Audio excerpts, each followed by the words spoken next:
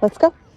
Good. So this is the first time I saw him put the brakes on to this degree, refusing to move. Yeah, I'd seen him put the brakes on, for other things, but there was nothing around for him to be fearful of. But we just went through a really challenging section, and I think he did good, but I think it overwhelmed him, and he's doing something that's worked for him in the past because he tends to do this. He tends to put the brakes on, refuse to move. So I'm not doing any real training here. I'm not tapping the button. He's whining on his own. I am just kind of playing around with. I changed directions and then went back in the same direction. I'm just playing around with can I just work him through it?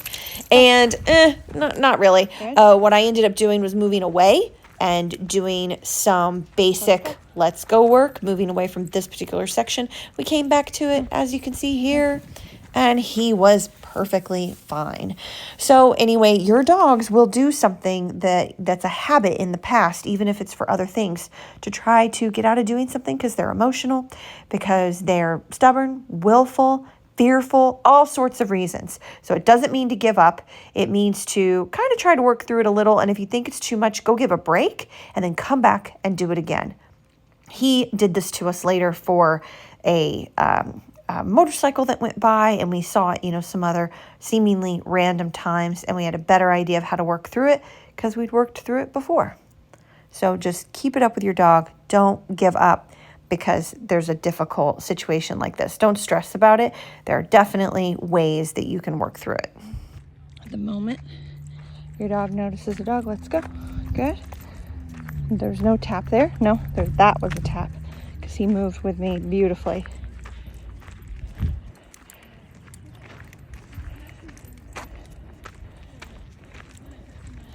Then as soon as he's not trying to look back, if we have enough space, we'll go towards the dog again. And then I'm just going to bubble out.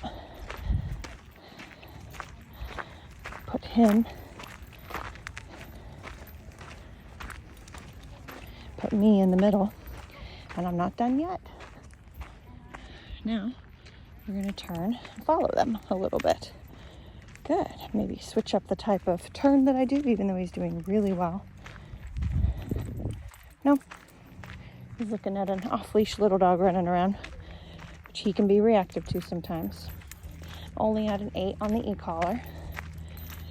Now I'm going to make sure I don't pull him to see if he turns with me, see if he's in a groove with me, or if he's still thinking about that dog up ahead. Good. Loose leash turn. Beautiful.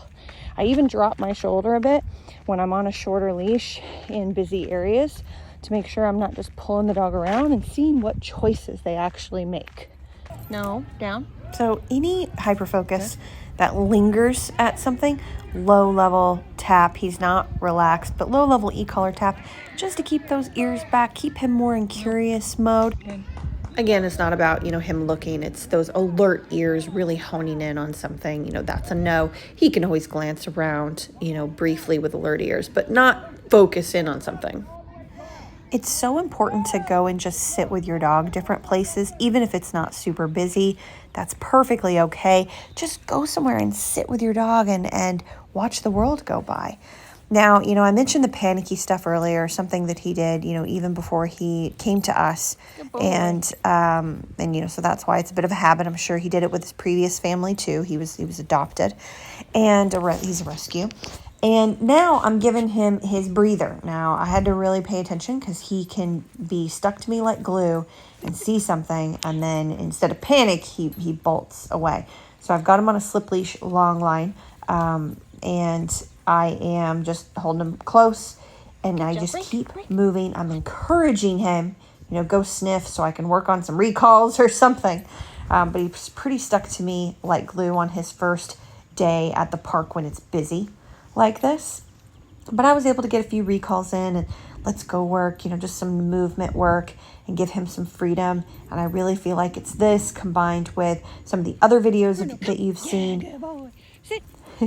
He's very much a relationship dog, so much so that when I was walking him for a while and working on his fear stuff, and then I had another trainer come in and walk him, he was very different. He was looking around everywhere, so he's very much a relationship dog. So doing all of these things with him is building up trust, where I won't get that, severe stopping that he likes to do for different reasons, to control a situation he's either fearful of or just doesn't want to do.